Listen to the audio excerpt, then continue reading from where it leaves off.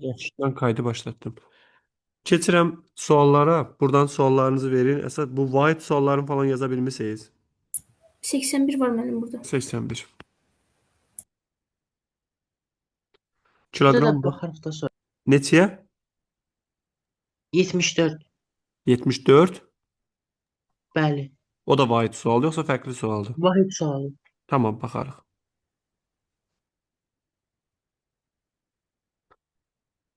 Sevinç, xatırlamırsan volt bölü metr nəyin vahidi idi?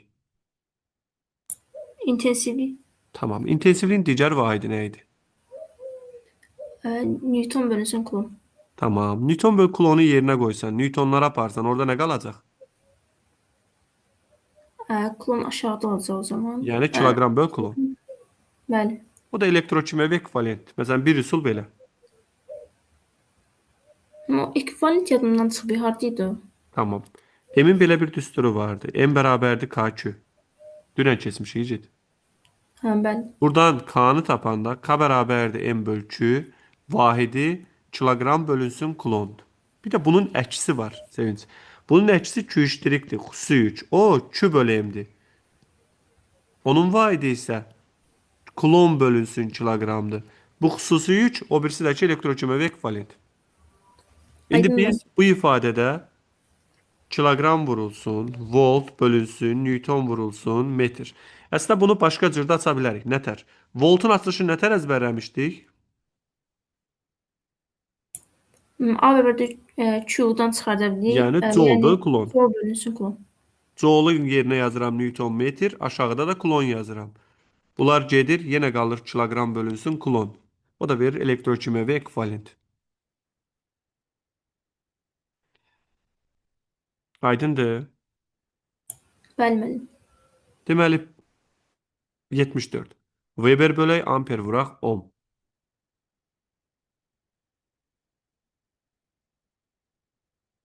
Yaxşı. Sadiq, Weber nətər yadda saxlayırdıq?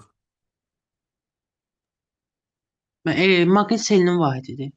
Doğru deyil rəis, amma Weberin çox açılışı vardı. Ən rahat yadda saxlama üsulu enerjidir. Maqnit sayəsinin enerji düsturlarından birində görüm. L kvadratı bölü 2. Başqa? E, Məsələn, Fi L İF bölü bölü 2 2. var. Bəli. Bu ifadəyə görə Weberin yerinə joule bölünsün amper yaza bilərəm. Bəli. Gətirib indi burada yerinə qoysam, bu ifadədə. Yəni Weberin yerinə joule bölü amper qoyuram, onda olur joule bölək amper kvadratı vuraq ohm. İgid, Q'nun belə bir düsturu vardı. I kvadratı RT. Yəni Bəli. amper kvadratı ohm vurulsun saniyə. Burada da amper kvadratı vuraq ohm. Bunlar gedəndə qalır elə saniyə, yəni zaman. Aydındır. Amma bunu daha rahat yazmağın başqa bir üsulu da var. Weber'in açılışlarından birində belə yadda saxlamışdıq. Weber bərabərdir kulon vurulsun ohm. Yükün düsturundan. Çünki Q bərabərdir delta fi böl R düsturu var idi elektromanyetik induksiyada. Gətirib yerinə qoysam, kulon vurulsun ohm, aşağıda amper vuraq ohm. Ohmlar getdi, kulon böl amper yenə saniyə verir.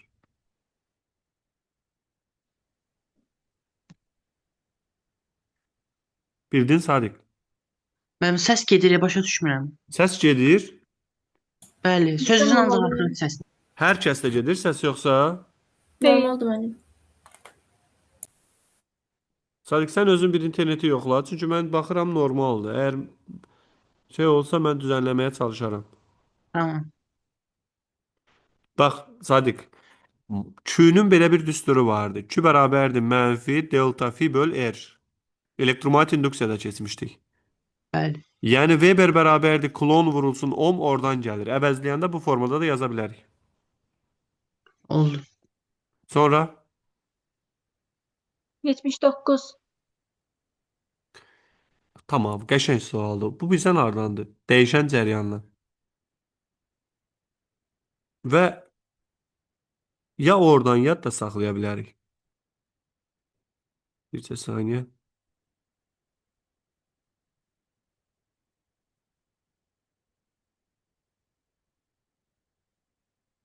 Yəni məsələn bunun ohm olduğunu desəm. XL-in düsturunu xatırlayırsan? Omega L. Rahat ol. XL bərabərdir omega elə. Omeganın yerinə 2 pi böl t qoysam, belə yazsam. İndi bunu vahidlə əvəzləyirəm. XL dediyim ohmdur. Müqamətdə axı. Elin yerinə Henry, zamanın da yerinə saniyə. Ki o gün oxudum vahidləri yenə səhv yazmışam. İndi Henry'ni də yadda saxlamağın bir üsulu yenə enerjidir. Çünki W bərabərdir. L i kvadratı bölünsün 2-dir. Bu düsturdan əgər L-i tapası olsam, L bərabərdir. W bölünsün i kvadratıdır. Yəni, Joule bölünsün amper kvadratı. Burası aydındır. Bəli. Gətirib yerinə qoysam, Joule böl amper kvadratı vur saniyə. Əslində, bunu da yenə müəyyən bir dəyişikliklər eləyə bilərik. Nətər? Heç o biri üsula getməyəcəm. Joule-u yerində saxlayıram. Amper saniyəni yazıram, kulon vurulsun amper. Bildin də? Saniyə hardan gətirdiniz? İgid özündə Hacı var. ol bölən bir kvadratı. Hə, Özündə varmış var. orada. İndi Joule böl kulon bizə nəyi verir? Ee, Volt. U verir. Volt. Volt bölünsün amperdə bizə verəcək yenə müqaməti. Başa düşdüm. Yəni birbaşa olmasa belə bu Henry ilə əlaqələndirib gətirmək olar. Aydındır. Sonra 82-yə də baxaq da. 82. Bəli. Tamam, volt bıraq, Newton, watt bıraq, deməli metr. 82. Buradakına baxım 89-90 yazım.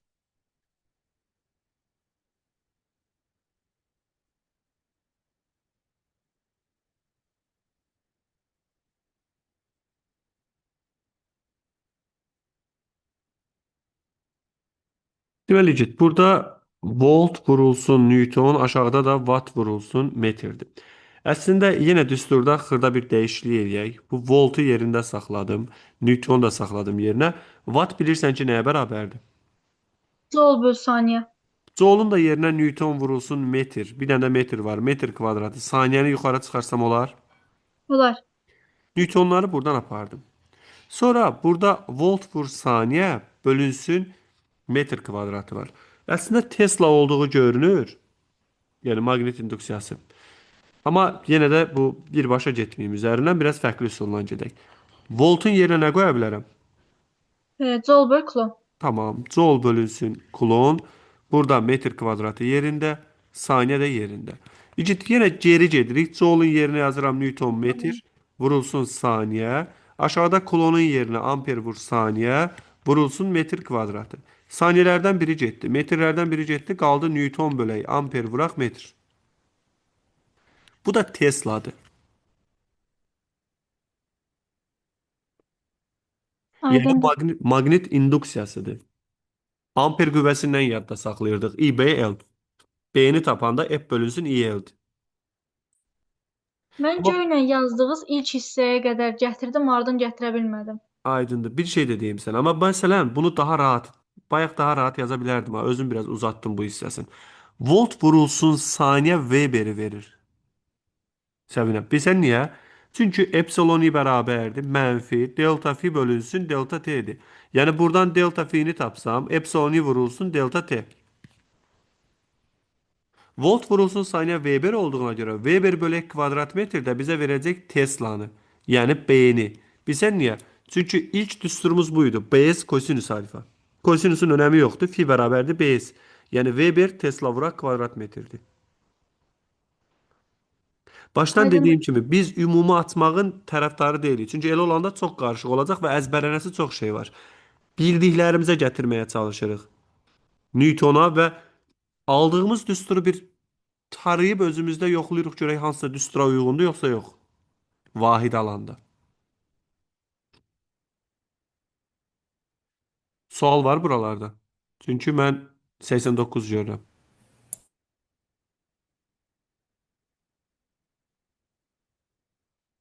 89. Digər təsirlər nəzərə alınmadıqda birinci elektrik səsində intensiv xətlər əksində hərəkət edən mənfi 300 dərəcənin sürətin zamanla asılıdır. Digər təsirlər nəzərə alınmır. Yəni yalnız elektrik sayəsinin təsir etdiyini düşünəcəyin və burada Zəhra Əliş Sadə sualı sən soruşmusan da İcid. Bəli. Deməli, bir cins elektrik sahəsi çəksəm, bilirsən ki, paralel düz xətlərdir. Bunu təsvir edək və əslində bunun yanında başqa bir iki qrafikdə çəkərik.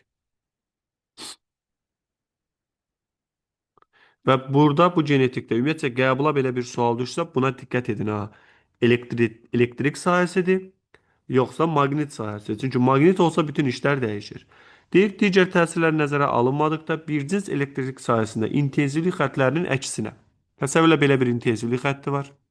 Zəhra, bunun hansı tərəfi müsbət, hansı tərəf mənfidir? Sağ tərəfi müsbət, o birinci tərəf mən.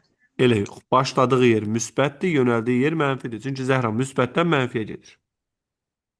Və bu xəttlərin əksinə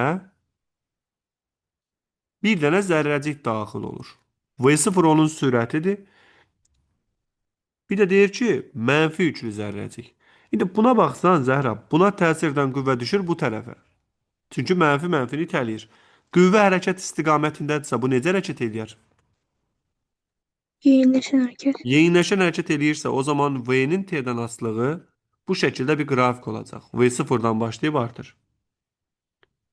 Düsturun yazası olsaq, V0, daha doğrusu V bərabərdir. V0 üstə gəl, Q-yə böl M vurulsun T, yəni AT.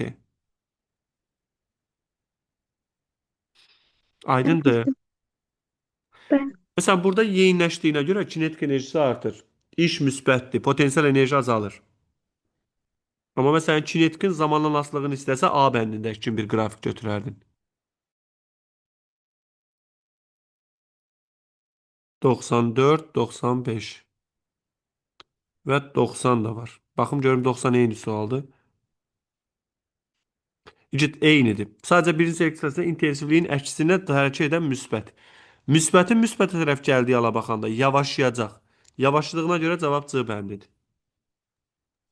Bəs bu maqnitdə nə tər olardı? Maqnitdə başqa cür olardı Ayşən. İndi yəqin ki, qarşımıza çıxacaq o sual. Maqnitdə paralel girəndə həmişə bərabər sürətli gedir. Çünki maqnitdə yüklü zərrəciyə hansı qüvvə təsir edirdi? Lorentz. Lorenzin düsturu nədir? Q və B sinus alfa. Sinus alfa. Paralel olanda sinus 0 olduğuna görə ona qüvvə təsir eləmir. Qüvvə təsir eləmirsə bərabər sürətli gedir. Sağ olun.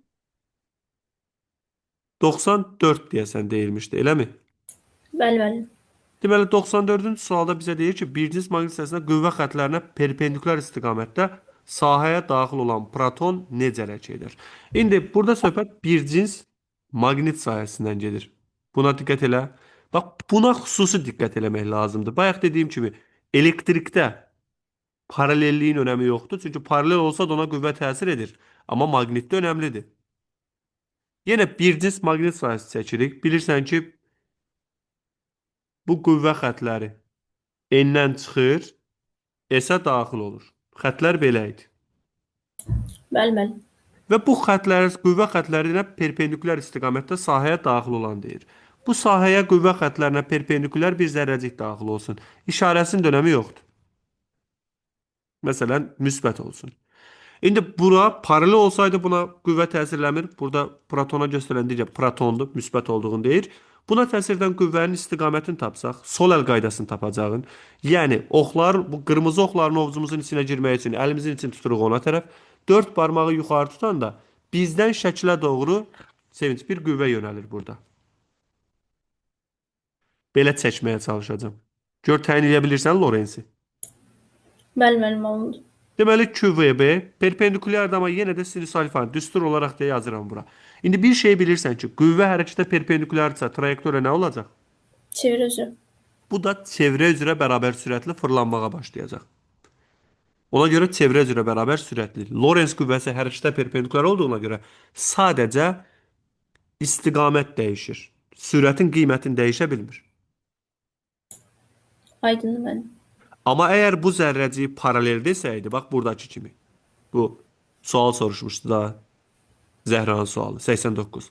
Oradakı kimi paralel desəydi, bərabər sürətli getdiyini götürərdik. Çünki paralel olanda Lorentz qüvvəsi təsir eləmir. Aydındır. 95 Mənim. bircə saniyə. Sadiq, bir dənə desin, nəsə neytron deyilirdi. Bəli, müəllim. Bəs neytron desəydi? Fədaya, neytron hər zaman düz xətli bərabər sürətlidir. İcid, axı Lorenzin sıfır olma şərtlərindən belə idi. Q'si sıfır olana Lorenz qüvvəsi təsir eləmir. Əslində Lorenz səs atanda da onu demişdim. Bizim ən xoşlayacağımız Lorenz nə idi? Neytron ən xoşlayacağımız zərrəcik olmalıdır. Çünki neytronun yükü sıfır olduğuna görə neytrona nə Coulomb qüvvəsi təsir eləmir. Çünki F bərabərdir QY-dir. Nə də Lorenz qüvvəsi təsir eləmir. QVB-dir. Qüvvə təsir etməyəndə də Newtonun birinci qanununa görə düzxətli bərabər sürətlər hərəkət edəcək. Bildim müəllim. Elektron da desə yenə çevrilir. Elektron başqa icid. Sadəcə neytron üçün bu dediyimiz ödənilir. Elektron olsaydı bəli çevir olardı. Sadiq buyur. Müəllim, orada proton yox, elektron desəydi yenə də çevir üzrə Bəli, bərabər bəli, bəli, sürətlə. çevir olacaqdı. Sadiq. Sadəcə Lorenzin istiqaməti dəyişərdi. Lorenz bu dəfə bizdən şəklə yox, şəkildən biz olardı. Müəllim, mənfi olanda necə tapırsınız istiqaməti? Mənfi olanda müsbət kimi tapıb əksinə də götürə bilərsən, ya da 4 barmağı V-nin əksinə tutursan, Sadiq. Tamam. Burada Səbinə sual nömrəsi yazmışdı. Müəllim, situasiyaya baxaq da nə olar? Baxaram. 104, 105. Söz, sonda ona baxarıq. Yenə vahid Mən bu- sualda icid. Bəli. Biləvə dalbadal vahid gələndə sıxılıram.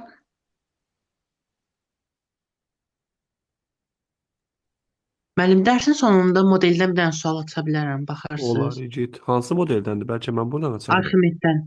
Tamam. Əgər Arximedin modellərindədirsə burada açaram. Elə daha yaxşı olur üzərində yazmaq.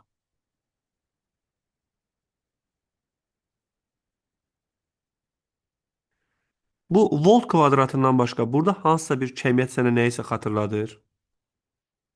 Newtonu əksinə fırladıblar. Yox, Newton əksinə fırlatmayıblar. Kiloqram Newtonda vur metr.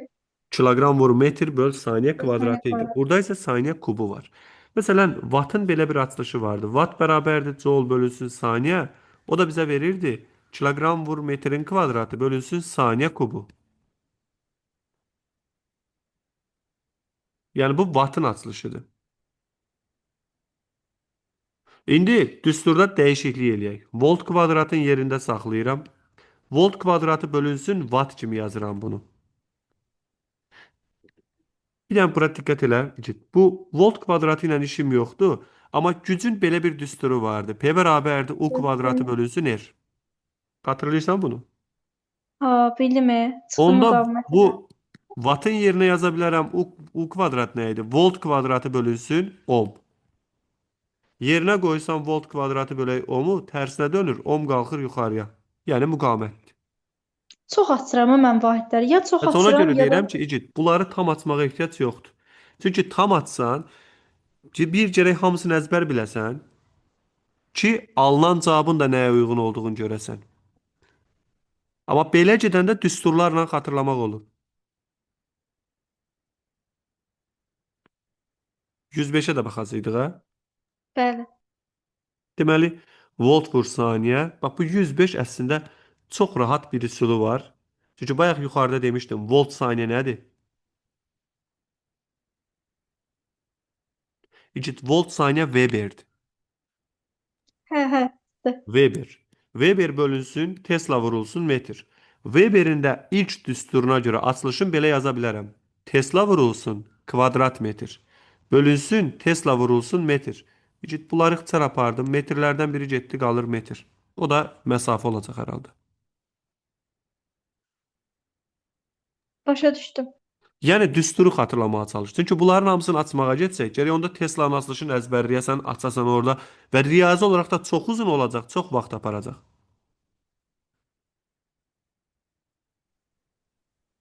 Müəllim, Tesla maqnit induksiya vektorunun vahididir. Bəli, bəli.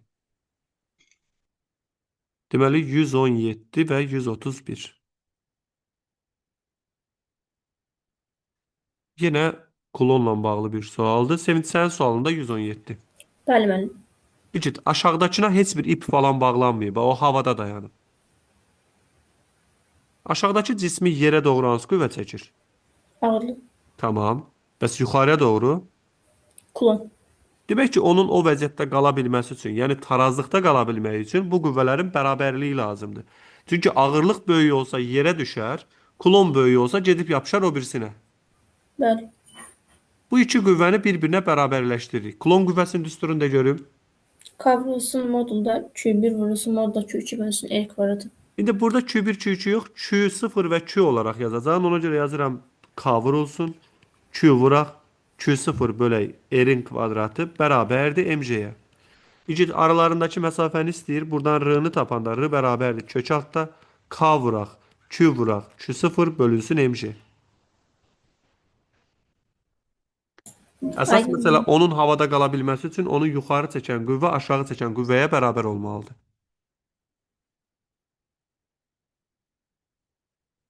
131. 2 nəfər də özdə sualdır. Görək nə sual. Məndə də var. Tamam reis. Görək nədir.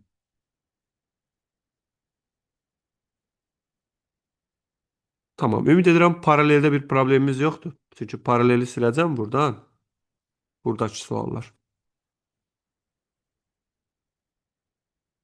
Və dediyin təsvir eləməyə çalışaq. Bizə deyir ki, yüklü zərrəcik induksiya xətlərinə perpendikulyar istiqamətdə bir cins maqnit sahəsinə daxil olur.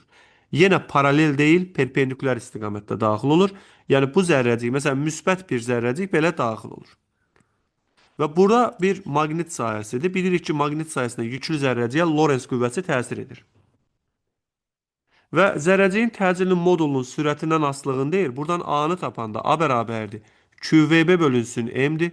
Düstura baxırıq ki, A V-dən nətər asılıdır? Düz.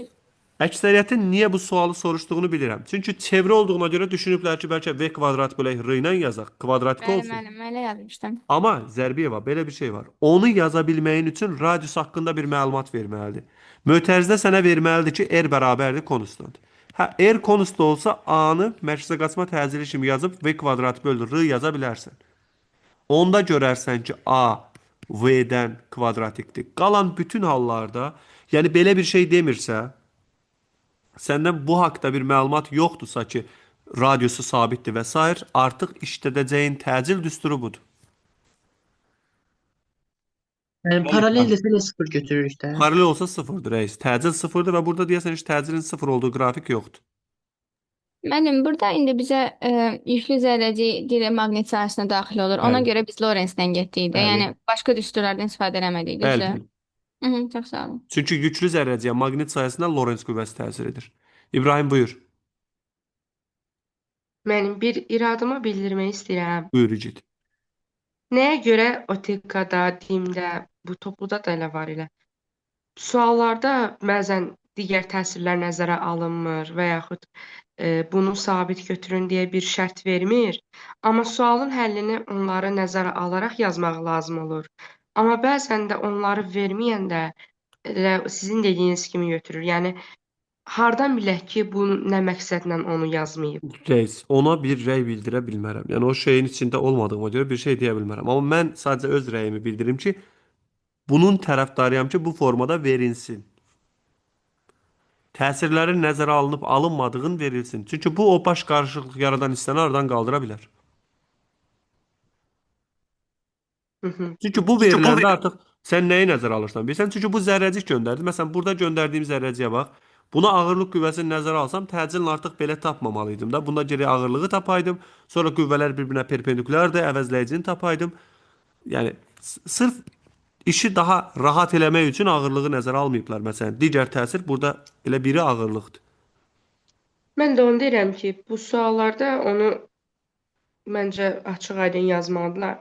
Çünki imtahanda o çox vaxt aparır ki, düşünürsən, nəyi səhv yazıram, nə eləyirəm. Belədir. 139-a qədər sual Bəli. var. Bəli, Ayda. Soymuş buxar doyan buxardır. Bir dedi. Soymuş buxar. Reis, o bəlkə doymuş buxar yazıları. O hardasa səhv düşə bilər o. Ola bilsin. Bəli. Deyəsən hansı Modeldə sualda var idi. görmüşdüm elə. Doymuş, Modeldə var idi. doymuşdu reis. Doymuş deyil. Mən bir də Bəli. siz yazmısınız elə özünüzün əl yazmalarında.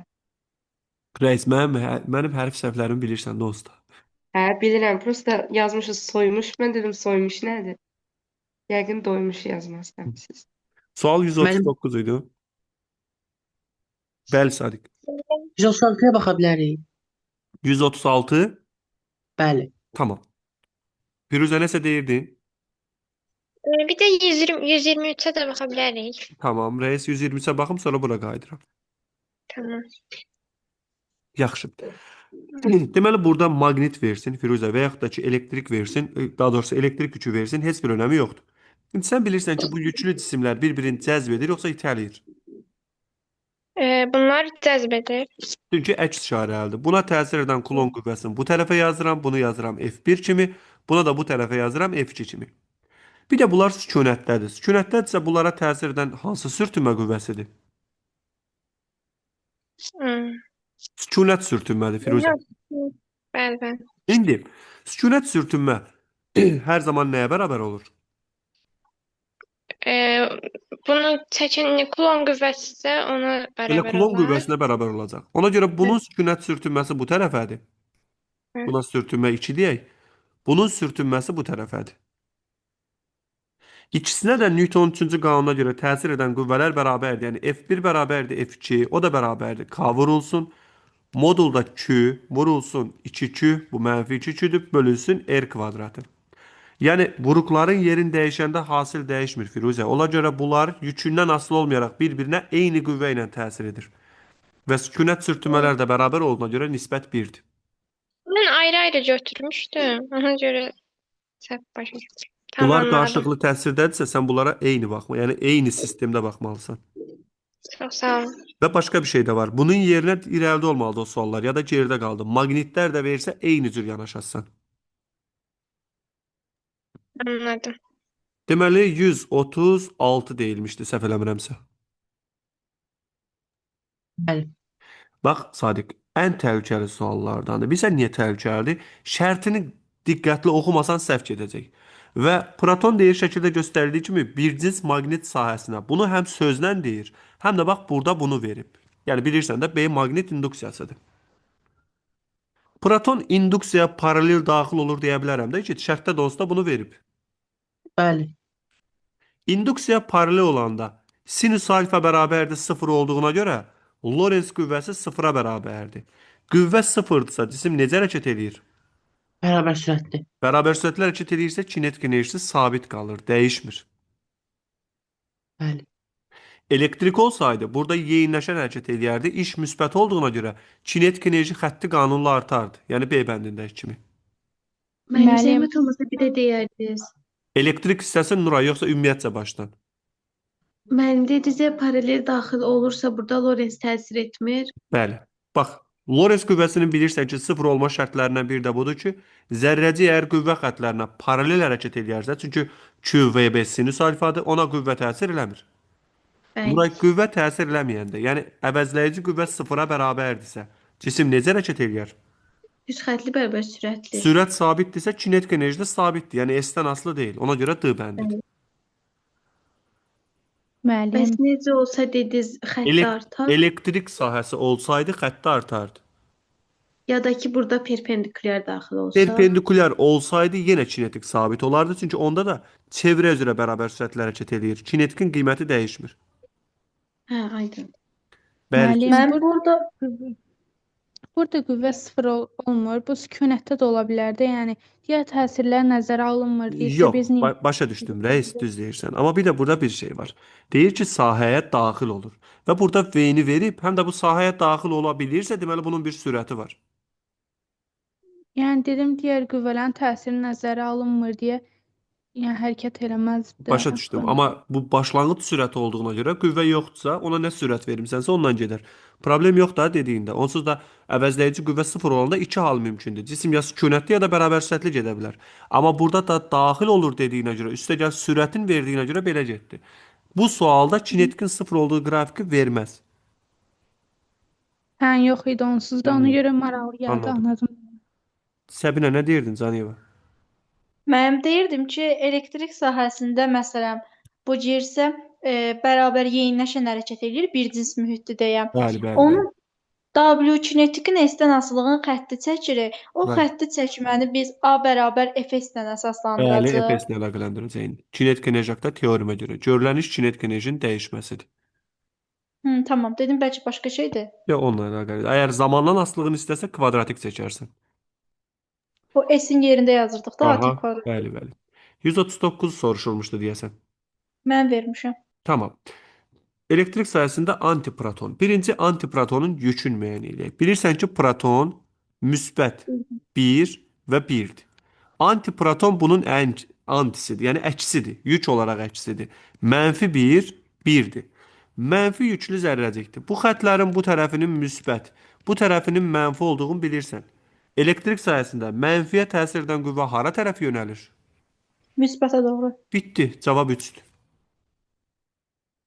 Sonra Axı məsələn, yükü göstərməyib ay müəllim. bəli rəis, Yükü göstərməyib axı.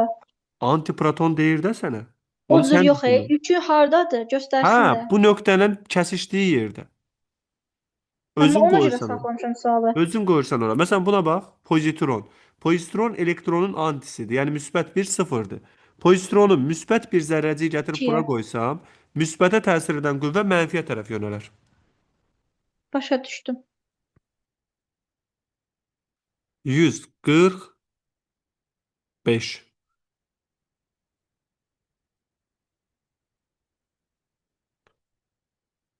Sual kimin sualdır? Mən də deməli. Deməli, Sevinç, sualın şərtinə bizə deyir ki, dartı qüvvəsi bu qədər olan elektromobil, deməli, sabit sürətlə hərəkət edir. Elektromobilin mühərrikinin gərginliyi bu qədər olduğunu bilərək ondan keçən cəryan şiddətini hesablayın. Elektromobil deməyinin səbəbi odur ki, yəni burada elektrik enerjisi ilə işləyən avtomobil kimi düşün. Bu elektrik enerjisi avtomobillər var, ha, onlar da, yəni elektrik enerjisini mexaniki enerjiyə çevirir. Və burada, bir saniyə, gücün ilk düsturunda görün. Biz gücün düsturunu necə keçmişdik? A bölünsün T. Tamam. N bərabərdir A böl T. Bunu yazıram Fs böl T. Bunu da F kimi yaza bilərik. Bəli. Burada enerji itkisi nəzərə alınmır. O demək ki, yəni bu biraz ideal haldır da. Faydalı şəmsalı 100%'dir. Elektrik gücünü, elektrikin verdiyi gücü bunun öz gücünə bərabərləşdirəsən. Elektrikin gücünün düsturlarından biri bu şəkildə idi. P bərabərdir IU. Hatırlayırsan bunu? Bəli. Yazarsan IU bərabərdir F V-yə. Və bu ifadədən i-ni tapanda i bərabərdir F bölünsün U. Və yenə xüsusi bir hal çevirmə eləməlisən.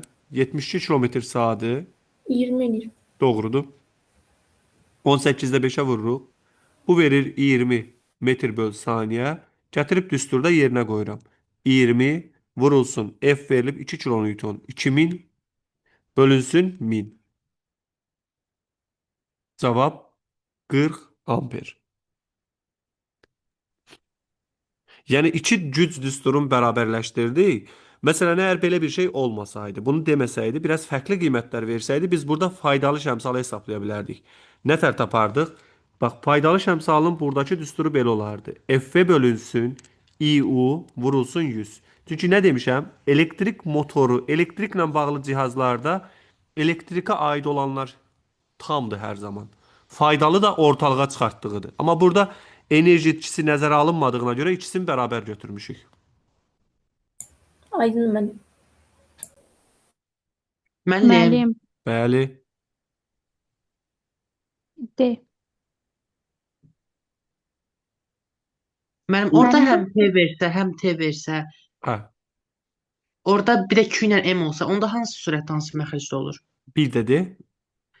Q M olsun, bir də P ilə T olsun. Tamam. QM məsələsi varsa, yəni yanacaq yanırsa, mütləq yanacaq yananda ayrılan istilik miqdarı məxrəcdə olacaq. Yəni tamdır. Q M məxrəcdə yazılacaq. Bəli, QM məxrəcdə yazılacaq.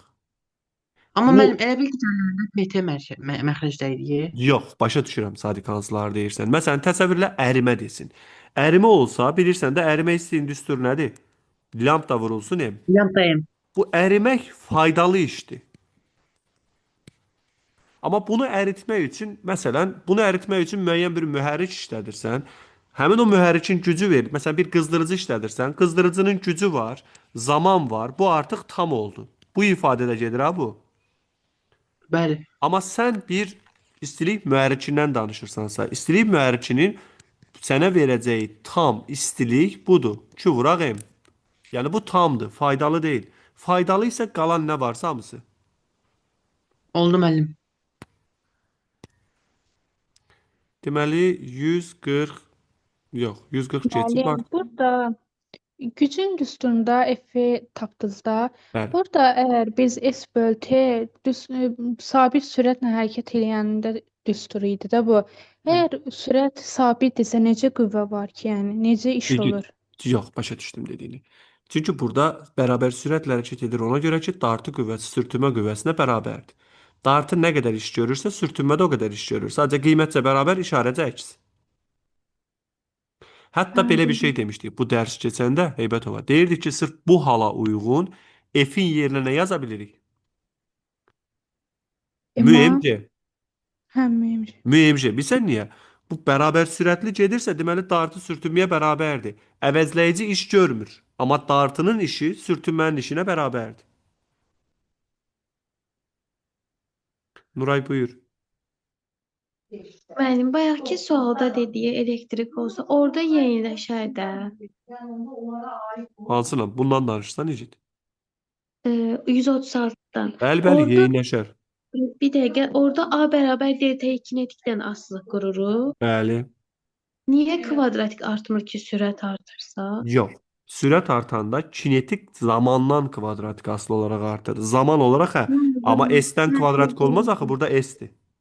Hə, bildim müəllim, bildim. Zamanla Çox bir problemimiz yoxdur, Cid. tamam. 152.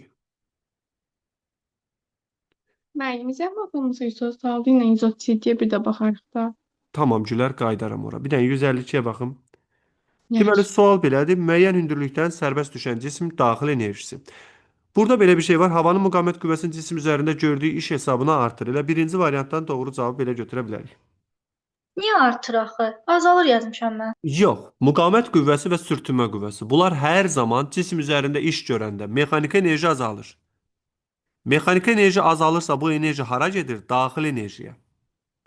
Bax, sürtünmə və müqavimətdə bunu yadda saxlayırıq. Bu iki qüvvə iş görürsə, yəni sürtünmə ilə müqavimət, mütləq ki, daxil enerji artacaq. Çünki mexanikini azaldırlar. Mən mexaniki kimi düşünmüşəm, Yox. hər iki sual səhv yazmışam. Mexaniki azalır, mexaniki azaldığına görə daxil. Bəli. Mexaniki dediğiniz nerede ki? Bir dedi. Mexaniki dediğiniz kinetik. Hə, mexaniki dediyim kinetik və potensialın cəmidir. Fədaya, tam mexaniki Ha, tamam. enerji.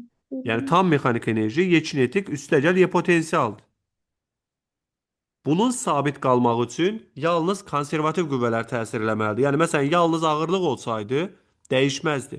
Amma burada müqavimət qüvvəsi işin içinə girdiyinə görə bu enerji azalır artıq. Yəni mexaniki enerji çevrilir daxil enerjiyə. Bildim ben. Müəllim, bir də deyə bilərsiniz yenidən.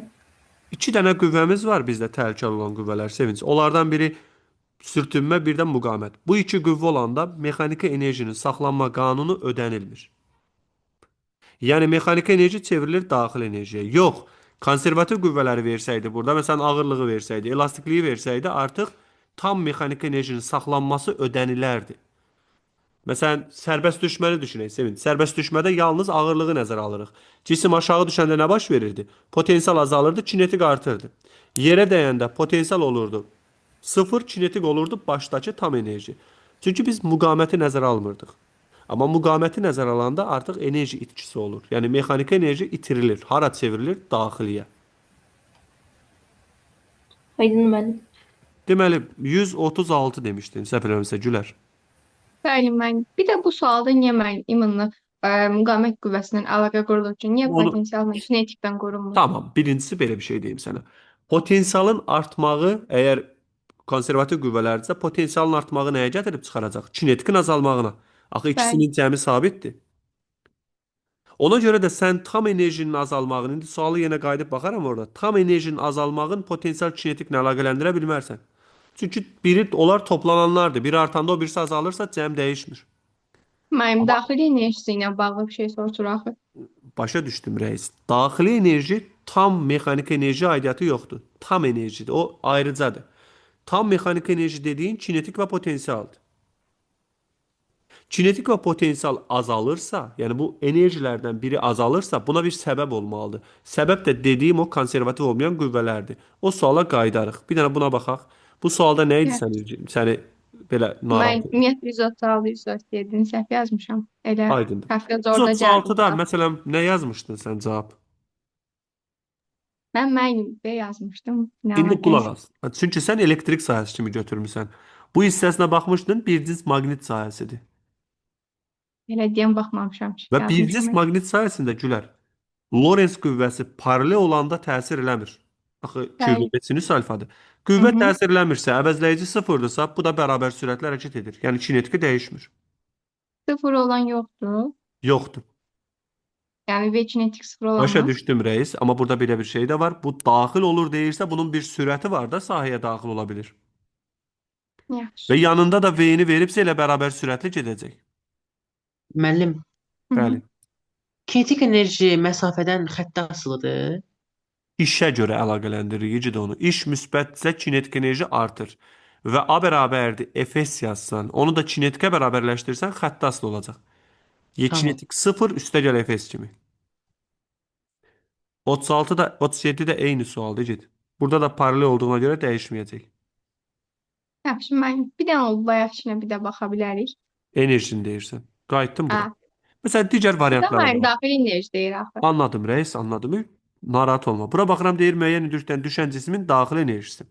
Məsələn, kinetik enerjinin artması nəticəsində azalır demək, birincisi müəyyən hündürlükdən düşən cismin daxili enerjisi azalmır, artır. Məsələn, bir məsələ vardı. Xatırlayırsan, elə buralarda irəlidə sual olmalıdır. Su 120 metrdən tökülür, yerə dəyəndə deyir temperaturu nə qədər artır? Temperaturun artmağı mexaniki enerjinin bir hissəsinin daxili enerjiyə çevrilməyidir. Bəli. Və bir şey yadda saxlayırıq. Burada, məsələn, potensial enerjinin artması nəticəsində artır. Axı potensialla kinetikin daxili enerjiyə bir aidiyyatı yoxdur. Potensialla kinetik enerji tam mexaniki enerjidir. Və tam mexaniki enerji azalırsa, çünki bu A variantındakı şərtə bax, müqavimət qüvvəsi cisim üzərində iş görür. Müqavimət qüvvəsi iş görürsə, tam mexaniki enerji azalacaq. Yəni kinetiklə potensialın cəmi azalacaq. Əgər tam enerji azalırsa, tam mexaniki enerji, bu hara gedir? Mənim onun azaldığını hardan bilirsən? Yigit, bəs mən nə deyirəm? Sürtünmə və müqavimət qüvvəsi hər zaman hara yönəlir? Hə, əksinə yönəldi. Bəli, Hərəkətin azaldı. əksinə yönəldiyinə görə onlar necə iş görür? Mənfi. Mənfi iş gördüyünə görə mexaniki enerjini azaldırlar. Bildim. Onsuz da aşağı düşəndə potensial enerji azalır. Üstəgəl kinetik enerjidə iş mənfi olduğuna görə azaldığına görə tam mexanik enerji azalmış olur. Tam mexanik enerji azalırsa, deməli bu azalan hara gedir? Daxili enerjiyə.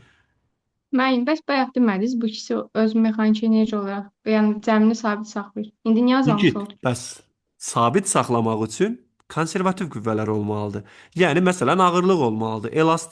Elastik və müqavimət, daha doğrusu müqavimət və sürtünmə qüvvəsi işin içinə girməməlidir. Ged. Müqavimət və sürtünmə qüvvəsi işin içərisinə girdisə tam mexanik enerji saxlanmır. Məsələn, avtomobilin düz yolda tormozlandığını düşünək, Gülər.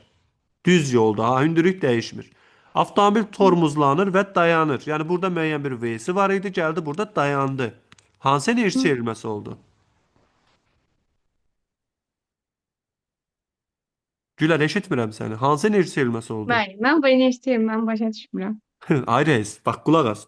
Bilirsən ki, hərəkətdə olan cismin hansı enerjisi var? Kinetik. Kinetik enerjisi var. Bu bir dağa dırmaşsaydı deyərdin ki, kinetik potensiala çevrilir. Məsələn, hündürlüyü artır axı. Hə. Amma bu düz yolda da bunun potensial enerjisi dəyişmir. Amma kinetik enerji azalır. İndi təsəvvür elə, potensial enerji sabit. Kinetik enerji azalır. Bilirsən də sürət azaldığına görə. Hə. Tam mexanik enerji bu ikisinin cəmidir. Onda tam mexanik enerji də azalır deyə bilərəm. Hə, azalar. Bəs enerjinin saxlanma qanununa görə bu enerji hara gedir? Bax bu enerji çevrilir daxili enerjiyə. Bildim. Bizdəki sualda da müqavimət qüvvəsi işin içində olduğuna görə müqavimət qüvvəsi iş görəndə tam mexanik enerji saxlanmaz.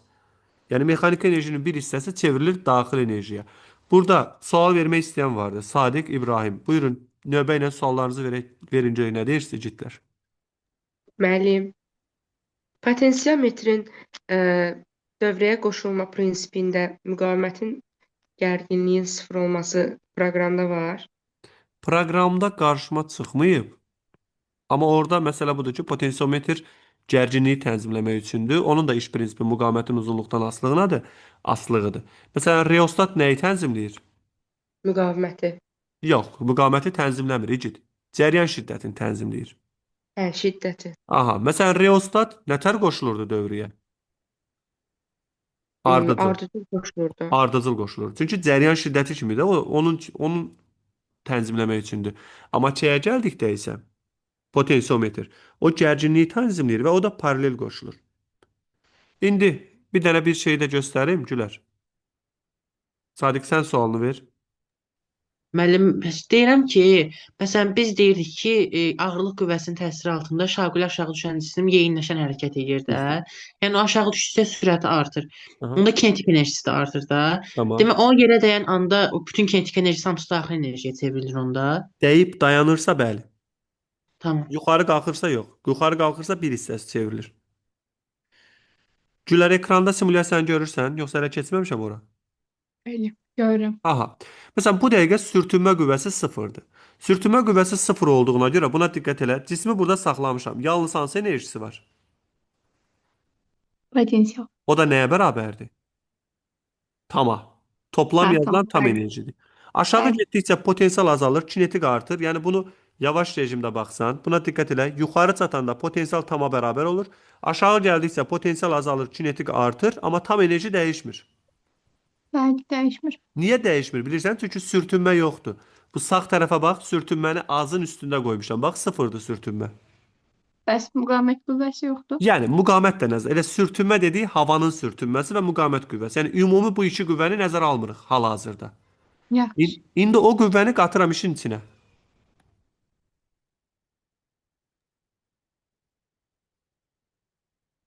Bax, buradan başlamışdı. Burada indi başqa bir şey də artdı. Babın o başqa bir şey dediyin istilik enerjisi, yəni daxil enerjidir.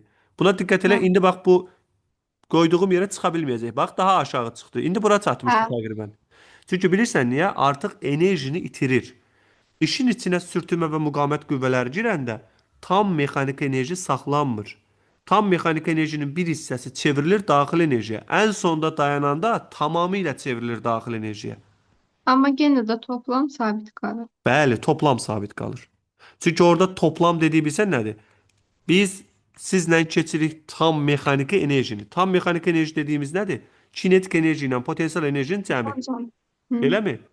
Biri Bəli. var ki, bax biri var tam mexaniki enerji. Bu kinetiklə potensialın cəmidir. Biri də var tam enerji. Tam enerji bilsən nədir? Tam mexaniki enerji ilə daxili enerjinin cəmi. Hə. Amma müəllim, bəs daxili enerji də kinetiklə potensial idi. Onun bundan nə fərqi? Anlamadım. Nətər yəni daxili enerji kinetik potensialı idi? Onu da yəni yazanda ikisinin cəmi şəklində yazırdıq. Y kinetik plus Y Bax, potensial. bax təsəvvür elə. Yazıram ki, başlanğıcda U bərabərdir 0. Daxil enerjini 0 götürdüm. Düzdür? 0 deyil də müəyyən qiymət olur. Biz 0 götürək.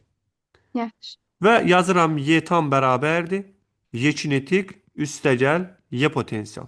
Bu da tam mexaniki enerjidir.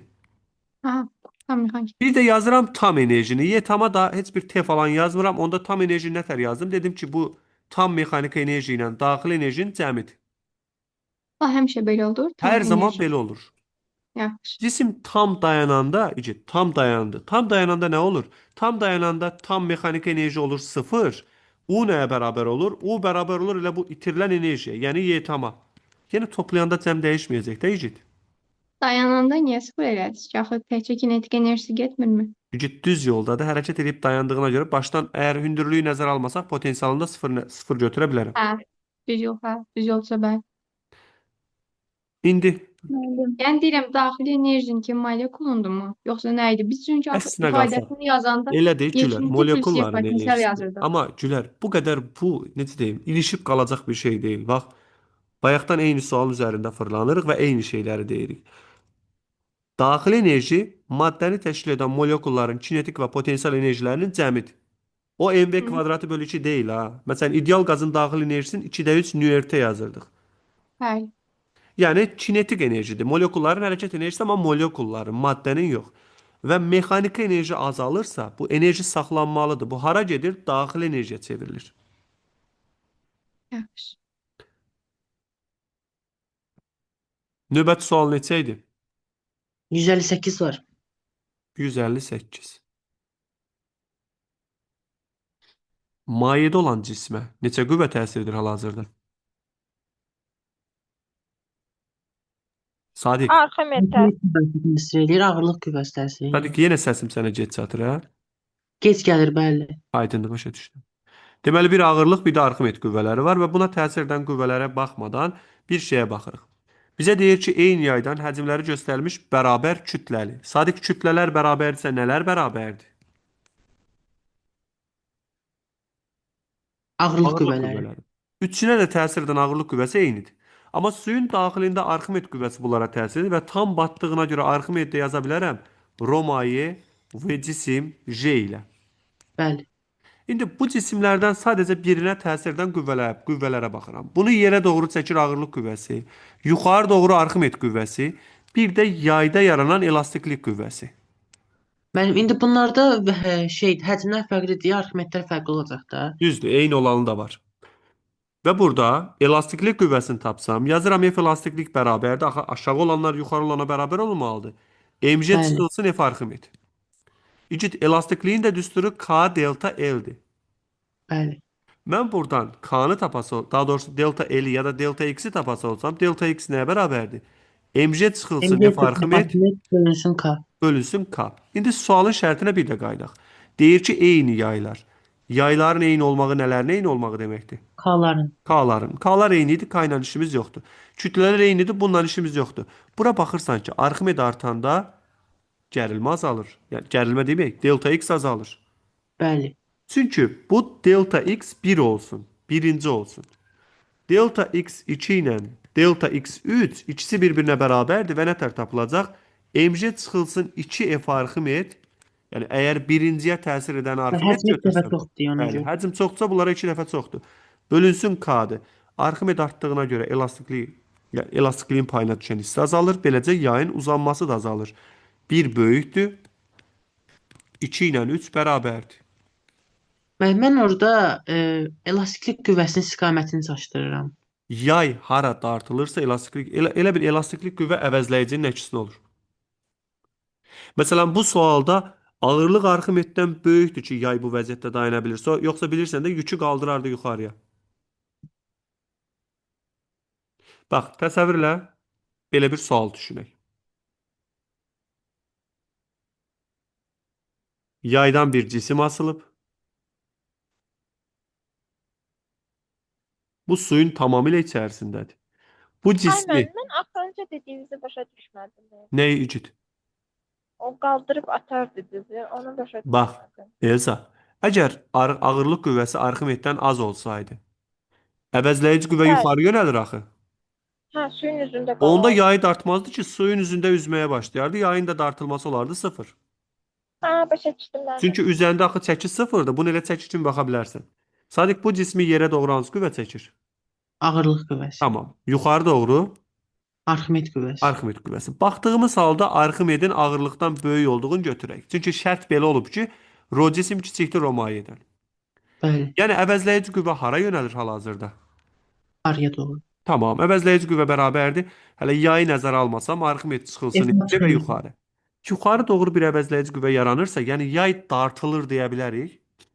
Bəli. Yay dartılanda elastiklik qüvvəsi onu yığmağa çalışacaq. Yəni elastiklik qüvvəsi hər zaman dartı yaradan qüvvənin əksinə olur.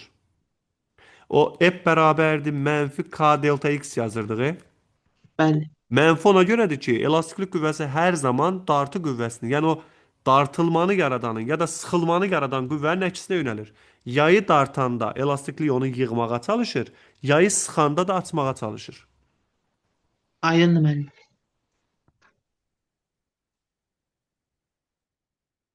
Sonra sual. 70-71 yazıblar. Məndə də 71 var. Tamam, 70-71.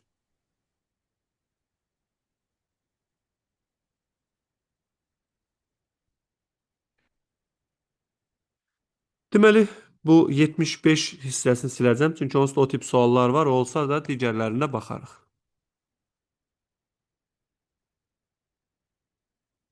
72 kim soruşub? Məndə var müəllim. Tamam.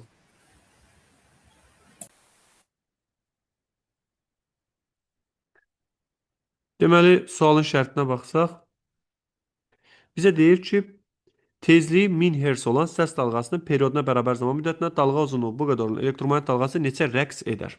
Birincisi, tezliyi bu qədər olan səs dalğasının perioduna bərabər müddət deyir. Yəni, T bərabərdir, T'dir. O da bərabərdir 1 bölünsün nüdür. Bu da 1 bölünsün 1000 bizə verir 0,001 saniyə. Zaman bu qədərdir. Bu sadəcə zamanı tapmaq üçün də. Yəni biz səs dalğasının periodundan istifadə edib zamanı tapırıq.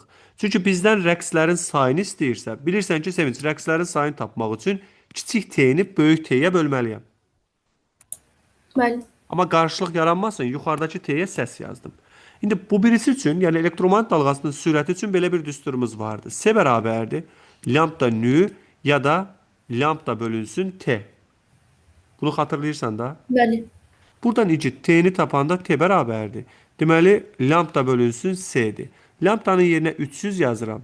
Yəni 3 vuraq 10 üstü 2. Aşağıya da 3 vuraq 10 üstü 8. Bunu böləndə bu verir 10 üstü mənfi 6. Aydındır burası? Bəli. İndi bax bir şey deyim. Birinci tapdığımız o periyod səsin periyodudur. İkinci tapdığımız elektromagnetindir. Gətirib balaca t-nin yerinə səsin periyodunu qoyuram. 0,1-in yerinə qoyuram 10 üstü mənfi 3. Aşağı isə yazıram 10 üstü mənfi 6. Böləndə verir 10 üstü 3. Yəni 1000 rəqs eləyər. Elektromagnet rəqslərinin sayını tapdıq. Bu elektromagnet rəqslərinin sayıdır. Yəni 0,1 saniyədə bu neçə rəqs eləyir? Amma 1/1000 saniyəni hardan tapdıq? Çünki bizə deyir ki, səs dalğasının perioduna bərabər müddətdə. Aydındır mənim. Müəllim, Müəllim, burada Bəli, bəli. səsin hansının və yaxud da digərini necə seçdiniz? Hansı səsinkidir, hansı digər normal Cid- şeyindir? Sualın şərtini sən oxu görək Gülər. Məndə də bu sualda problem var. Yox, sualın şərtini oxu icid. Elə oxu ki, mən də eşidim. Tezliyi 1000 Hz olan səs dalğasının perioduna bərabər zaman müddətində. Gördün rəis, buna bax. Tezliyi bu qədər olan səsi özü deyir. Hı. Tezliyi bu qədər Səs olan səs dalğası deyir. perioduna. Səs dalğasının tezliyi bu qədərdirsə, periodu bu qədərdir. Bunda razıyıq da. Hə, onu bildim. Bunu tapandan sonra bu müddətə bərabər, perioduna bərabər zaman müddətində. Ona görə mən balaca t-ni buna bərabərləşdirdim. Hı, bildim. 171 deyilmişdi. Mənim sualımda. Bu belə deyəsən əvvəllər də bir dəfə soruşduğun suallardan biridir bu icid. Mənim. Hə. Mənim yadda qalıb, mən hərli yadda saxlamamışam. Deməli, sualda belə bir şey var. Sualın şərtində əslinə qalsa sual haqqında məlumat verir. El var, T var. Neyə indi? Anladım, rəis. Bəs sualın şərtini anlamamız lazımdır birinci. 171-də baxırıq ki, induktivliyi 0,2 Henry olan sarğacda sabit gərginlik altındadır. Əgər %1 saniyə müddətində dolaqda ayrılan istilik miqdarı sarğacın enerjisinə bərabərdirsə, bax, budur bax əsas cümlə.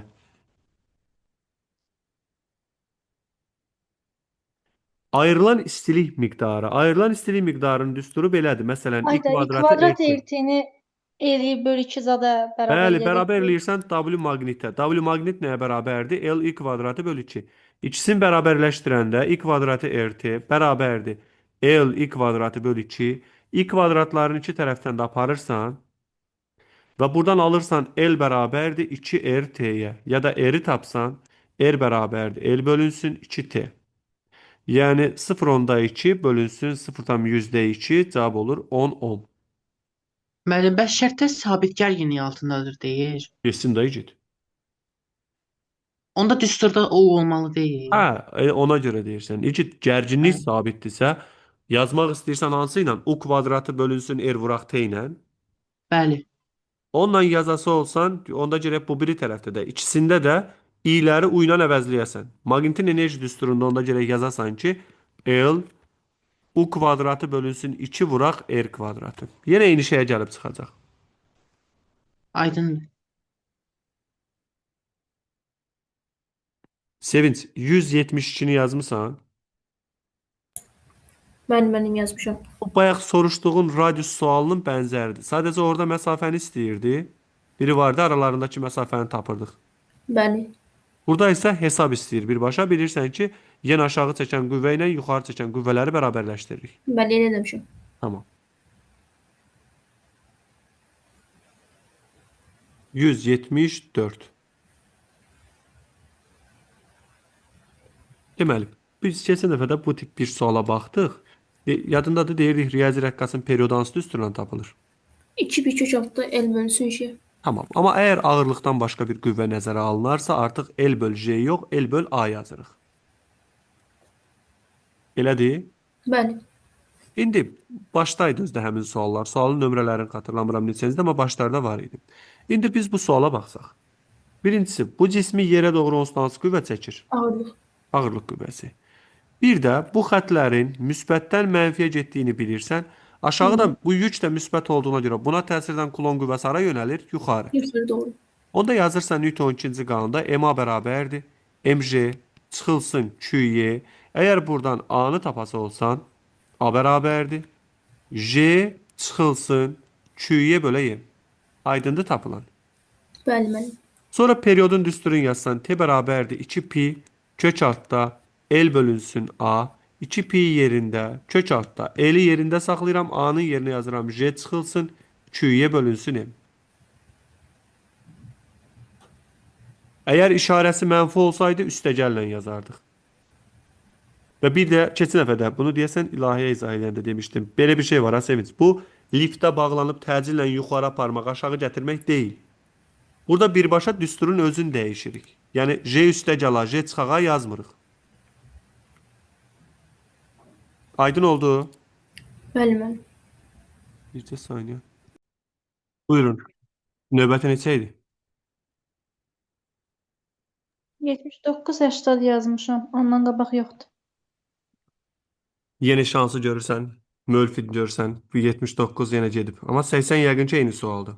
Eynidirlər müəllim. Tamam. Problem olmaz. Mənim 80-də məndə də problem var. Əla. 79 düz yazmışam, 88 yazmışam. Amma yəqin ki 186 da var, ona görə bu 86-nı silməyim. Bəli, var. Bəli, silməyim O mən. suallar, onsuz da önəmli suallardır. Onda 181-i buradan götürürəm. Əslində o da yaxşı sualdır. Daha silindi. Yaxşı, onda toxunmuram onlara. Deməli, sualın şərti belədir. 180-də bizə deyir ki, iki cisim eyni düz xətt boyunca əks istiqamətdə bərabər sürətlə bir-birindən uzaqlaşır. Bu dediyini təsvir edək. İki cisim bir düz xətt üzrə bir-birindən uzaqlaşır. Mən bir şey deyim. Deyicid. Mən təcili müəyyən edə bilirəm. Məsafəyə baxıram. Məsafə artıbsa deyirəm təcil azalan olur və yaxud da əksinə. Amma yeyinləşən yavaşlayan olmağın heç cür müəyyən edə Tamam, bilmirəm. anladım. Yaddan Heç anladım. Narahat olma.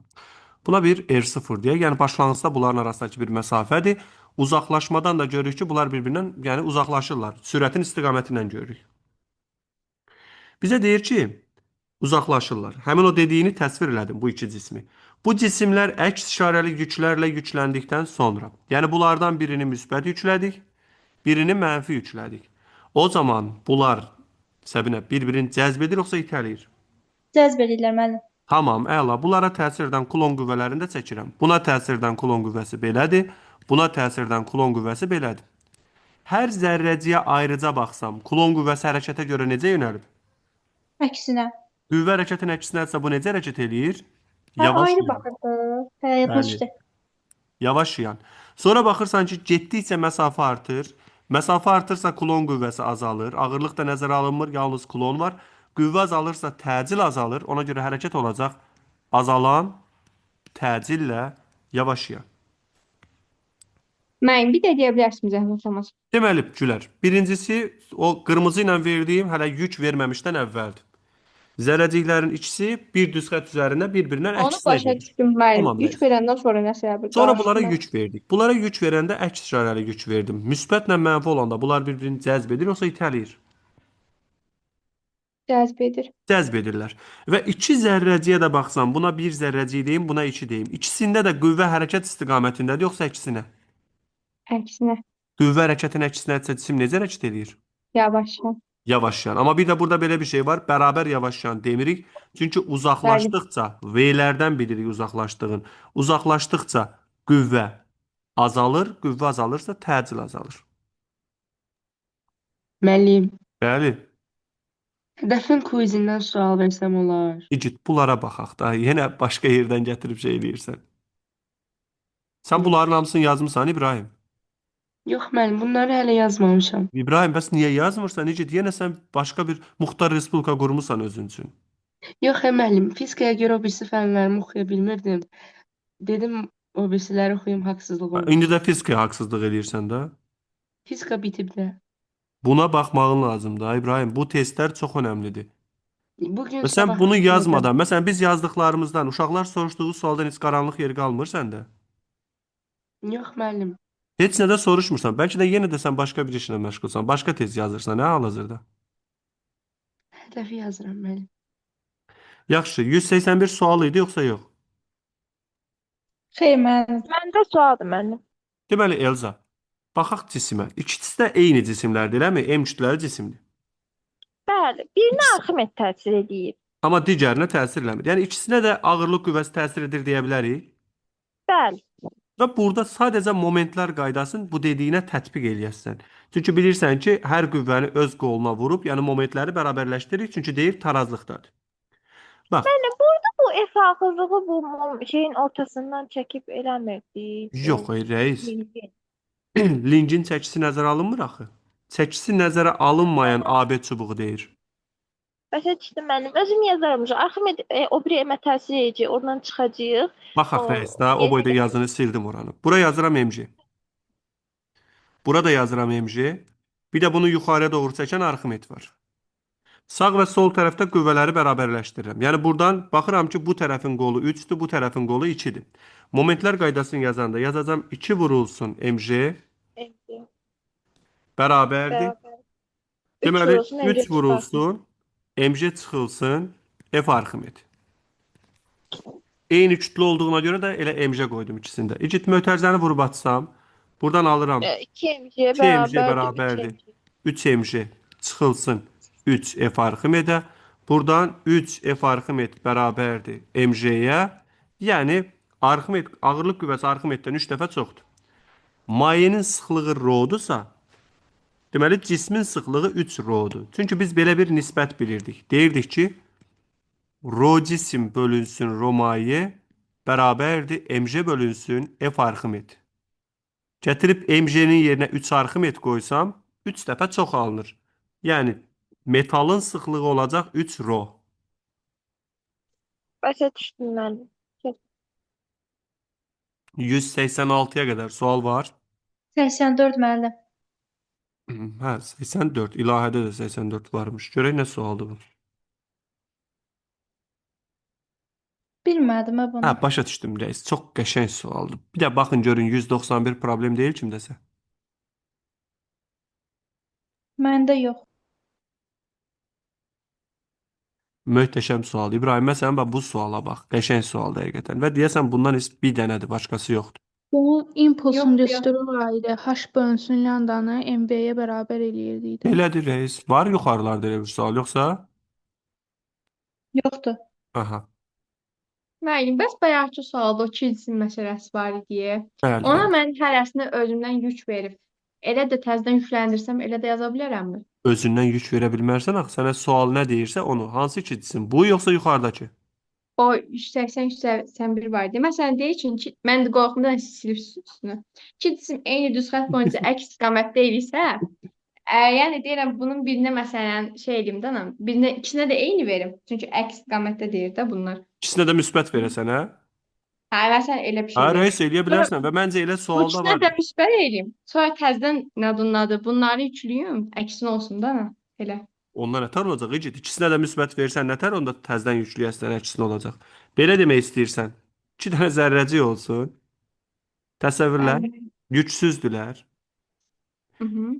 Bunları eyni istiqamətdə göndərim yoxsa əksinə? Əksdir. Mən yüksüz oldum. Niyə görə deyirsən ki? Mən deyirəm bunları elə hazırdan belə məsələn özüm üçün yüklü götürürəm. Yaxşı, hazırdan yük verirəm. Sonradan əks işarəli yüklə yüklüyüm. Hayır, Məsələn, elə belə. şey olar. Onda nətər eləyəsən? Deyim mənfi olsun da sonra da təzə. İndi ikisi də müsbət idi məsələn, yoxsa biri müsbət, biri mənfi? Yox. Əks istiqamətdəsə deməli gərək müsbət olsun da ikisi də. Tamam, yaxşı. Belədilər. Hə. İndi neyniyim?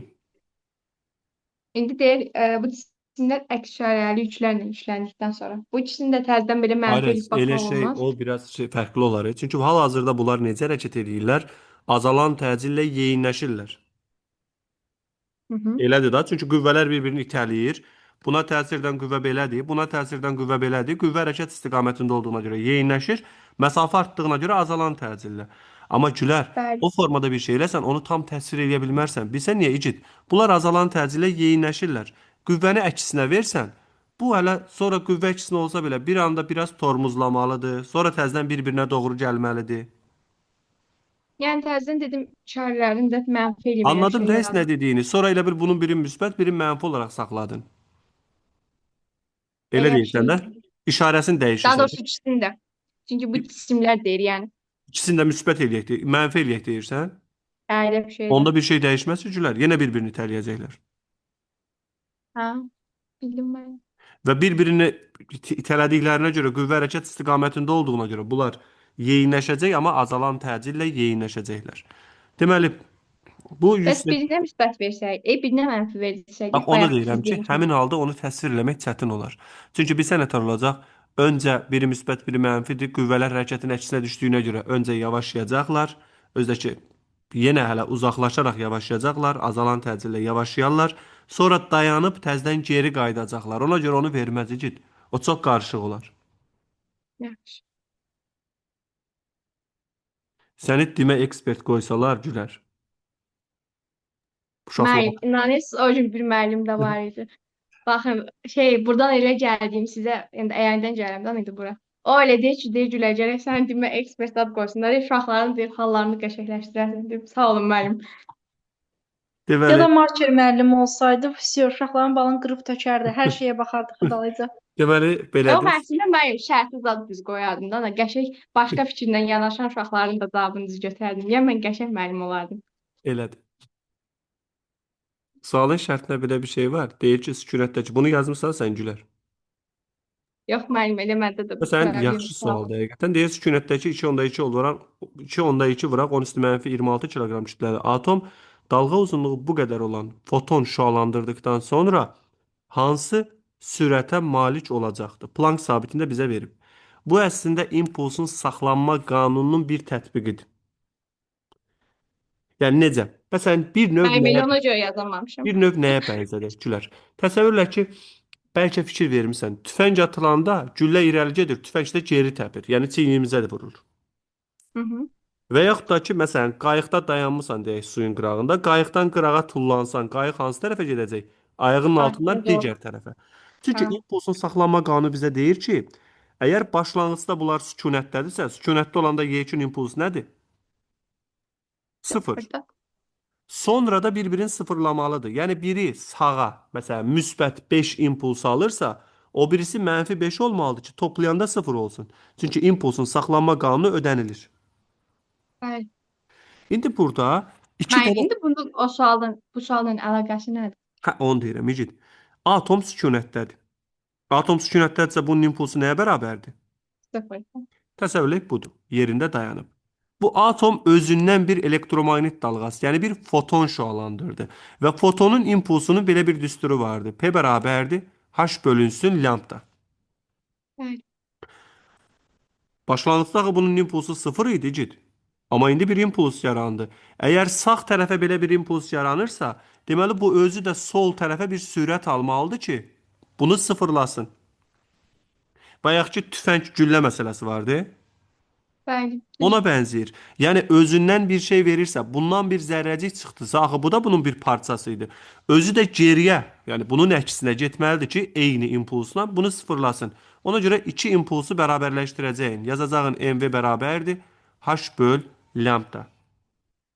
Bu bərabərlikdən də V-ni tapsaq, V bərabərdir H bölünsün M vurulsun lambdaya. Kəmiyyətləri yerinə qoysaq, H-ın yerinə 6.6 Və özümüz taparıq da oranı. Tamam. Vaxt Əsas, getməsin onu. əsas məntiqin anlamaq da burada. Yəni bu cisim, bu atom deyək, cisim deməyək çünki çox kiçikdir bu. Özündən bir foton şüalandırdı. Fotonu şüalandıranda həmin o gedən fotonun bir impulsu var. Bu tərəfə bir impuls gedirsə, özü də bunun əksinə impuls almalıdır ki, bir-birini sıfırlasın. Yəni yekun sıfır olsun. Deməli, Heybətova 186 yazıb. Tamam. Hə, bunlar zaten belə sual özdə azdır. 2 dənədirlər. Bunlar yaxşı suallardır. Necə düşünmüşdün Heybətova? Yoxsa ümumiyyətlə heç nə düşünə bilmədin sual haqda? Mən yəni sabit təzyiqdə temperaturunu artıranda həcmi artır kimi fikirləşdim. Həcm artanda da Arximedi artır götürmüsən. Bəli, mən. Tamam. Ama burada böyle bir şey var. Biz indi bunu təsvir edeyim. Həmin o şəkli təsvir edəndən sonra məncə başa düşərsən problemin nə olduğunu. Bizə deyir ki, sabit təzyiqdə mütləq temperaturu 2% artırdıqda havada yerləşmiş cismə təsirdən Arximed qüvvəsi necə dəyişər? Bu prosesi belə düşünək. Təsəvvür edək ki, deməli, sabit təzyiqdədir. Sabit təzyiqdə biz də atmosfer təzyiqini sabit götürə bilmərik, amma sabit götürək. Deyək ki, təzyiq sabitdir, atmosferdə götürəcəm bunu. P bərabərdir, konstant yazıram. Və belə bir cisim və ona bağlanmış bir şardır. Yəni, cisim havada uçur. Bu cismə təsir edən Arximed qüvvəsinin düsturunu de. Rho maye. Yox, elə yox. Hə, Rho hava və cisim J. Elədir da? Çünki artıq havadadır. Və bunu aşağı doğru da çəkən bir ağırlıq qüvvəsi var. mg. Hal-hazırda bu rho hava və cisim J ağırlıqdan böyükdür ki, yəni bu elə bil ki, balondur da. Balona təsir edən Arximed ağırlıqdan böyükdür ki, bu havadadır. Çünki bizə deyir ki, havada yerləşmiş. Aydındır burası. bəli. İndi, bax, məsələ nədir? Sən bu cismin həcmin dəyişə bilmərsən. Cismin həcmin dəyişmək üçün çöldəki, yəni bu təzyiqləri hədsiz çox dəyişmək lazımdır. Temperaturu hədsiz çox dəyişmək lazımdır. Özün bilirsən ki, 2% artırmaq neçə dəfə artmaqdır? 1,2 dəfə. Tamam, 1,2 dəfə artdı. Və temperatur 1,2 dəfə artanda sırf izobar proses kimi baxsaq, bilirsən ki, sıxlıq 1,2 dəfə azalır. Həcm artdığına görə. Bəli. Və bir də burada qarışdırılan nədir? Sən cismin həcminə baxmısan, amma burada dəyişən, genişlənən və sıxılan havadır. Ya bunun ətrafındakı var ha. Hə, mən o nəzərə Sən cismin özün götürmüsən, amma burada dəyişən havadır. Və bizim baxdığımız sualda təzyiq sabitdir. Əgər temperatur artırsa, havanın həcmi artır, beləcə havanın sıxlığı azalır. Məsələn, balonlar var, ha, bu böyük balonlar. Məsələn, Azərbaycanda da hansısa rayonda uçururlar, desən Şamaxıda eləyirlər. O balonların ən yaxşı uçacağı hava səhər tezdəndir. Bilsən niyə? Havanın sıxlığı çox olur. Axı, havanın sıxlığı çox olmalıdır ki, bunu qaldırıcı qüvvə çox olsun. Yəni, Arximed qüvvəsi çox olsun. Havanın temperaturunu 1,2 dəfə artıranda sıxlığı 1,2 dəfə azalır. Çünki P bərabərdir konstantdırsa, bilirik ki, rho, yəni sıxlıq həcmdən ya da temperaturdan tərs asılıdır. Ona görə sıxlıq, yəni rho hava 1,2 dəfə azaldığı üçün Arximed qüvvəsi də 1,2 dəfə azalar. Mənim cismin həcmini başa düşmədim mən. İgid, cismin həcmin dəyişməyi üçün bir əslində qalsa elə bir təcrübə eləmişdim. Qapalı qabda təzyiqi hədsiz çox artıranda cismin həcmi, məsələn azaldanda cismin həcmi böyüyə bilər. Şardır da bu genişlənər. Aha. Amma burada dəyişdiyi temperatur, yəni bax təzyiq sabitdir. Temperaturu da çox az dəyişir, elə çox cüzlü dəyişmir. Və bu havada yerləşmiş cisimdirsə, bunu burada saxlayacaq əsas qüvvə nədir? Aşağıda saxlayacaqsa Yox, ağırlıq. aşağıda yox, İgid. Havada saxlayacaq əsas qüvvə Havada nədir? Arximed. Arximed qüvvəsi. Arximed qüvvəsinin düsturuna baxırsan, rho hava və cisim J-dir. Və burada temperatur dəyişməsin cismin özündə eləmir. Cismin yerləşdiyi havada eləyir. Deyir ki, sabit təzyiqdə temperaturu 2% artırdıqda havada yerləşmiş cismə təsirdən Arximed qüvvəsi necə dəyişir? Yəni cismi böyüdüb kiçiltmir. Yerləşdiyi yerdəki, bax bu havanın temperaturunu azaldır. Havanın temperaturunu azaldanda təzyiq sabitdir axı, sıxlıq azalmalıdır. Sıxlıq daha doğrusu artırır. Temperaturunu artıranda sıxlıq azalır. Sıxlıq azaldığına görə də Arximet qüvvəsi azalır. Bildim, mən də Çünki cisim hissəsindən bilirəm, baxmışdım. bilirəm. Elə bu sualda yanlış edilmə səbəblərindən biri odur. Amma burada cisimdən söhbət getmir. Yerləşdiyi mühitdən söhbət gedir. Və yəqin ki, bu sual qəbula gəlsə, orada deyər ki, məsələn, havanın temperaturunu sabit təzyiqdə 2% artıranda. Çünki o daha dəqiq olar. Belə olanda biraz tapmaca kimidir.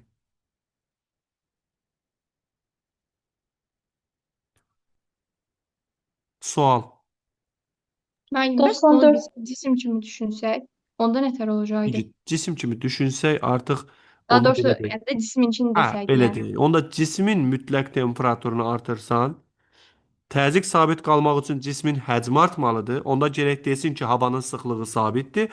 Cismin həcmi artarsa, Arximet qüvvəsi artardı. Onda zaten uşaqlar düşündüyü kimi olardı sual. Onda o sabit təzyiq ifadəsi də yenə cismə aid olmuş olur. Bəli. Onda deyərdi ki, cisim deməkdir, artıq şar deyərdi ki, şarın içindəki təzyiq sabit saxlamaqla şarın temperaturunu 2% artırsaq, elə ki, balonu düşünək. Hı -hı. Onda artıq həcm böyüyəcək. Həcm böyüdüyünə görə Arximet qüvvəsi artacaq. Müəllim, elə desə çox rahat olar. Belə çətindir biraz. Amma burada bu sual qəbula gəlsə, burada gərək hava olduğunu desin. Çünki Elə biraz onu deyəcəkdim. Mən tapmaca kimidir. hava yazmayıb burada. Hı -hı.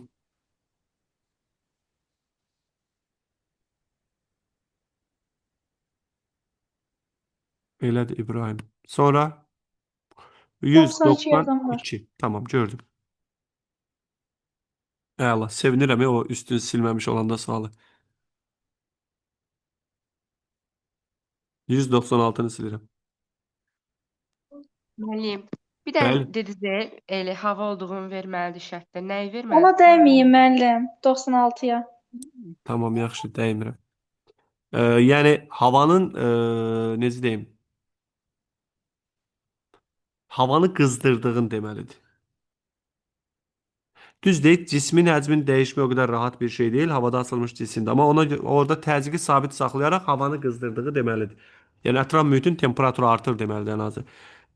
192-də ilahə deyir, proton intensiv xəttlərin əks istiqamətdə bir cins elektrik sayəsinə daxil olur. Və burada bəlkə də ilahə, sən bax bu hissəni oxumamısan.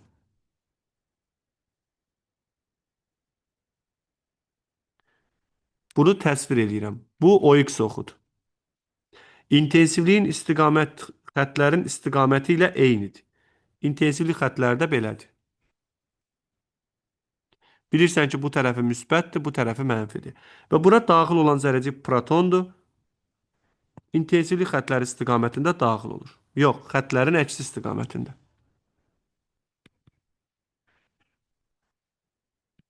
İlahə, buna təsirdən qüvvə hara yönələr? Başa düşdüm müəllim, onu nəzərə almamışdım. Əksinə yönəlir. Bəli, X oxunun əksinə. Daha doğrusu buna təsirdən qüvvə bu tərəfədir.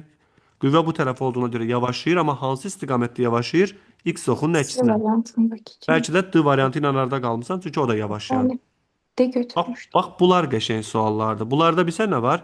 İncə məqam çoxdur. Yəni sən şeyə də baxmalısan. Hərəkət istiqamətinə də baxmalısan. Bəli. 194, 95 və 96. Caniyeva, səndədir bu sual? Bəli. Tamam rəis. Bizə deyir ki, hansı qrafik bir cins elektrik hissəsində yüklü zərrəciyin tormoz yolunun sahənin intensivliyinin moduluna asılılığını ifadə edir. İki tormoz yolunun normal düsturunda görürüz, tormoz nəyə bərabərdir? V0 kvadrat bölünmüş müj. Əslində 2 müj idi ya da 2A deyərdik. Elektrik sayəsində də tormozlayan sürtünmə olmadığına görə, elektrik sayəsi olduğuna görə A-nın yerinə Q-yə bölə M qoyuram. Mən də qoymuşam da. Beləcə olur MV0-ın kvadratı bölünsün 2QY. 2 E-dən tərs asılıdır.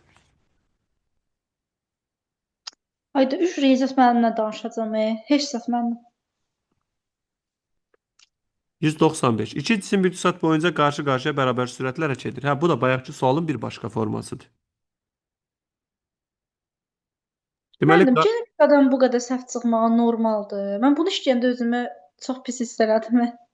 əslində təkrarı biraz şey eləyib, sonra baxsan, təkrardan sonra daha da rahat gələcək bunlar sənə və suallar biraz incəlik tələb edən suallardır və səhvlərinə baxıram eyni şeylər səhv eləmirsən onsuz da. Bizə deyir ki, iki cisim bir düz xətt boyunca qarşı-qarşıya bərabər sürətlə hərəkət edir.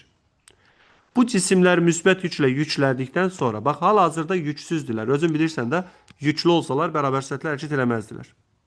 Düzdür müəllim. İndi ikisinə də müsbət yük verdim. İcit, bunlara müsbət yük verəndə bunlar bir-birini cəzb edər, yoxsa itələyər? İtələyərlər. Artıq Aynen buna və təsirdən istiqamətdə qüvvə olar. belədir, buna təsirdən qüvvə də belədir. Yəni ikisi də nətər hərəkət edir? Yavaşya. Yavaşlayan. Amma artan təcillə yavaşlayan, çünki həm də yaxınlaşırlar. Hə, bayaqçından bir şeylər. Bəli, Bildim. bəli, bayaqçı sualdır. Ona görə hər iki zərrəcik artan təcillə yavaşlayan hərəkət edəcək.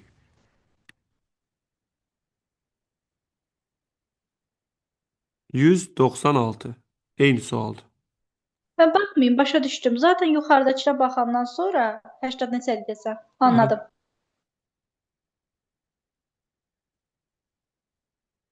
Amma İbrahim, yazmamısan da sualı. Yazmayanda elə demək rahatdır. Qıraqdan hər şey asan görür. Mən də bir yəni kitabın suallarına belə demişdim. Oturmuşam işləməyə görə mən heç də işləyəmirəm. Deməli 203 deyilib səhv eləmirəmsə. Mən niyə səhv çıxa bilmirəm? Baxıram suala.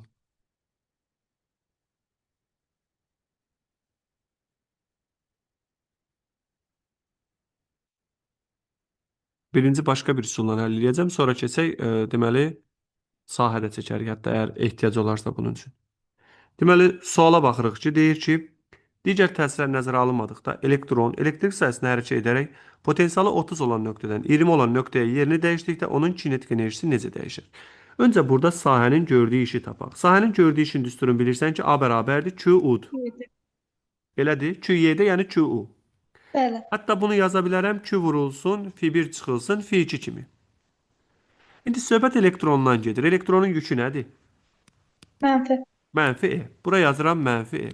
Mötərizənin içində F1-in yerinə yazıram 30, F2-nin yerinə yazıram 20. İcit 30-dan 20 çıxdıq. Bu verir bizə 10. Mənfi E-yə vuranda mənfi 10 elektron volt. Yəni elektrik sahəsi, bax bu göstərilən elektrik sahəsi elektron üzərində bu qədər iş görüb. İşin mənfi olduğunu anladın. Kinetik azalıb onda. İş mənfidirsə, kinetik enerji azalır, elə bu iş qədər azalır.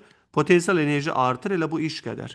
Və bizdən də kinetik istədiyinə görə kinetik enerjisi azalar, nə qədər azalar, elə görülən iş qədər. Yəni 10 elektron volt azalar. Bəs 202-də düşündüyüm məntiq 203-də niyə düz çıxmır anlamıram. İndi Mən belə başqa işləmirəm. başqa bir üsula baxın. Bax. Bu bir üsuldur. Əslində bu daha rahatdır işlə əlaqələndirmək.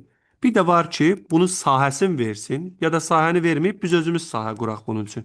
Sən bilirsən ki, intensivlik xəttlər istiqamətində getdikcə potensial artır yoxsa azalır? Azalır. Azalır. Çünki mənfiyə yaxın olanda kiçik olur. İndi belə bir sahə götürək. Bir cins sahə götürək. Buranın potensialını F1 götürürəm, yəni 30. Buranın potensialını F2 götürürəm, yəni 20. Buranı götürürəm müsbət, buranı götürürəm mənfi. Və elektronun 30-dan 20-yə hərəkət elədiyini düşünürəm. İcit, bu elektrona təsirdən qüvvə hara yönəlir? Hayda, sola yönələnir. Sola tərəf. Qüvvə hərəkətin əksinədirsə bu yavaşlayır. Yavaşlayırsa iş mənfidir. İş mənfidirsə kinetik enerji azalır, potensial enerji artır. Və enerjilər nə qədər dəyişir? Görülən iş qədər. Mənim yəni 200 Nədir? De. Yəni 2 üsulla yazmaq olar bu Bəli, sualları. rəis 2 üsulla da yaza bilərsən. Ya yuxarıdakı daha rahatdır əslinə qalsa. Bir də sahə falan çəkmirsən də. Amma istəsən bu formada da baxa bilərsən. Yəni bunun məsələn deyək ki, sən tapmısan 10 olduğunu, amma bilmirsən artır azalır. O zaman nəyi düşün? Bu yeyinləşir yoxsa yavaşlayır? Yeyinləşirsə kinetik artır, yavaşlayırsa kinetik azalır. Bu qədər. Yəni burada birinci məqam odur ki, elektron mənfidir də. Bəli. 211. Müəllim, bəs bu filin düsturundakı modullar yoxsa modulsuz idi? İşdə modul yoxdur Cid. Yox, Hə, filin fiinin düsturu var idi. düsturunda da modul yoxdur. Çünki zaten elə əsas Müəllim, fərqlərinə bilirsiniz ki, mən bunu nəsə eləmişdim bu sualı. Ona görə deyəsən səhv yazmışam. 202 də səhv çıxmışdı. Mən deyirdim ki, Finin notusu yoxdurmu? W potensial bölünsün 2. Hı hı. Buradan W potensial tapmışdım. 2-nin bu elektronçu bir döyümü. Evet. Daha doğrusu mənfi 1-dir. Mən 1 kimi düşünmüşdüm. Dedim, hə, 30-dan nə bilim 20-yə gəlibdi. Bu azalıbsa deməli kinetik enerji Ha, artıqdır da. aydın aydın. Sadece Elektron. mənfi nəzərə almamızdır, amma belə bir şey var. Ha, Məsələn, onda o elə zaman o modulsuzuymuş, hə? mütləq iki. Çünki elə Hə. əsas fərqlərindən biri odur. Məsələn, Hə. elektrik sahəsinin intensivliyinin bir düsturu belə idi. F bölünsün Q sınaq. Bilirsən də bunlardan asılı deyil. Aslı deyil, bəli. Fi'nin də belə bir düsturu vardı. W potensial bölünsün Q sınaq. Bunlardan da asılı deyil. Hı hı. Sonra nöqtəvi yük üçün bu düsturları yazanda Gülər, E'nin düsturu belə idi. K vurulsun. Modulda Q0 bölünsün R kvadratı. Yəni burada işarənin önəmi yox idi. Uzaqlaşanda azalırdı. Hı. Amma fi'nin düsturu belə idi. K vurulsun. Q0 bölər. Yəni burada artıq işarənin Hər önəmi var. halda yenə önəmi var bir də Bəli, müsbətin işarədə. potensialı müsbətdir, mənfinin potensialı mənfidir. Hə, orada səhv Əslində o eləyirsən. Deməli. düşündüyün də pis yanaşma deyil, sadəcə işarəni nəzərə alsaydın doğru yanaşmadır. Anladım ben. 211. Tamam. Bu keçən dəfələrin birində soruşduğum sualların birinə bənzəyir. Mehriban, sən soruşmusan da sualı get. Bəli. Tamam. Deməli bizə deyir ki, içərisində bərabər kütləli su olan deməli müqavimətləri 2R və R olan qızdırıcılar salınmış və onların eyni gərginlik verilmişdir. Eyni müddət sonra qablardakı suyun temperaturlarının dəyişmələri arasında hansı münasibət doğrudur? Enerji itkisi nəzərə alınmır. Mehriban, səncə burada hansı enerji çevrilməsi baş verir? Daxil dəqiqə. Suyun qızmasına sərf olunur da enerji. Yox, nə sərf olunur? O suyun qızması üçün lazım olan enerjini bu hardan alır?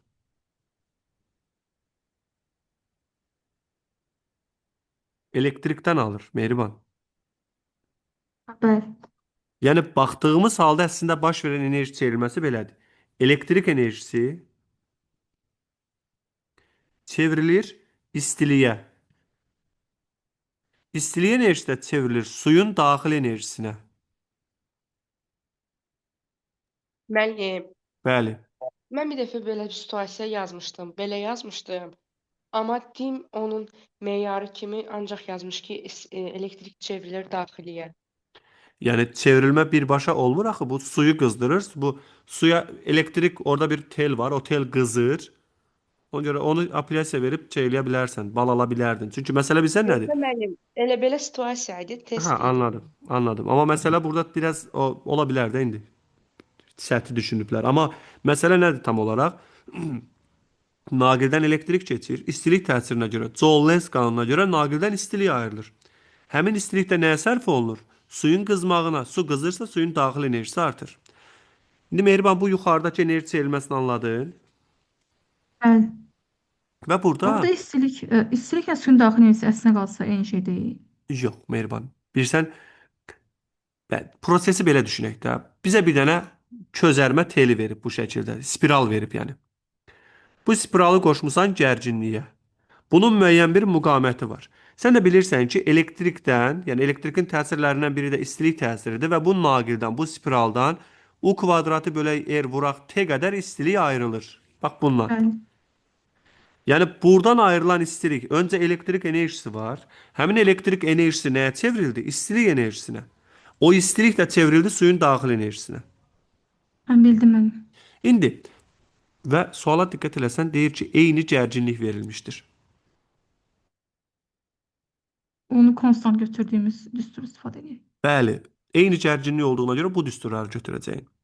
Və eyni müddət sonra deyir, zamanlar da eynidir.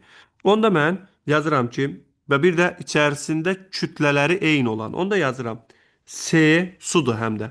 M delta T1 bərabərdir. Birinci üçün yazıram. Bu kvadratı bölək 2R vurulsun T. C M delta T2 bərabərdir. U kvadratı bölünsün R vurulsun T. Yazdıqlarım sənə aydındır? Bəli. İndi məsələn, burada delta T1-i tapsam, əslində bunları tərəf-tərəfə böləndə bunu alıram, amma bunları tərəf-tərəfə bölək. Tərəf-tərəfə böləndə CM-ləri apardım. Buradan T-ləri apardım. U kvadratlarını apardım və belə bir şey alıram. Delta T1 bölünsün delta T2 bərabərdir. Axı R-lər tərsdir. R bölünsün 2 R-ə. Bu da verir 1 bölünsün 2. Yəni delta T2 bərabərdir 2 delta T1-ə. Mən hesabda səhv eləmişəm, götürüb D variantı yazmışam ona görə. Başa düşdüm. Ya Müəllim, burada mən heç nə heç nə anlamadın. Xeyr. Riyazi hissəsində. Ümumiyyətlə başda fikrim yayıldı, sonra Bax, da qaydada başa Sadiq düşmədim. belə bir şey var. Burada bir dənə qızdırıcı tel var. Oradan elektrik keçir. Qızdırıcı Bəli. element var deyə xatırlayırsan. Qızdırıcı elementdə hansı enerji çevrilməsi olur? Elektrik enerjisi istiliyə çevrilir. Bəli. Joule-Lenz qanununa görə. Və niyə bu düstur işlətdik? Çünki bizə deyir ki, eyni gərginlik. Gərginliklər eynidir. Elektrikin verdiyi istilik miqdarını Sm delta T'yə bərabərləşdirdim. İki hal üçün. Birinci halda bunu belə yazdım. Sm delta T1 bərabərdir U kvadrat bölək 2R. Çünki bura 2R'dir. Vurulsun T. Bəli. İkinci halda Sm vur delta T2 U kvadrat bölü vuraq T'dir. Bunları tərəf-tərəfə böləndə belə bir ifadəyə gəldi, çıxdı. Onda yəni suyun daxil enerjisi yazdığı hissə lazım olmadı. Reis zaten qızdığına görə bu Sm delta T bilirsən nədir? Suyun qızarkən aldığı istilik miqdarıdır. Bəli. Müəllim, Bəli, Yigit. söz vermiş sizə baxacağıq. Situasiya baxa bilərik. Tamam, yaxşı. Keçirəm situasiya. Sualları saxlayıram burada. Bəlkə elə hədəfdən də 2 dənə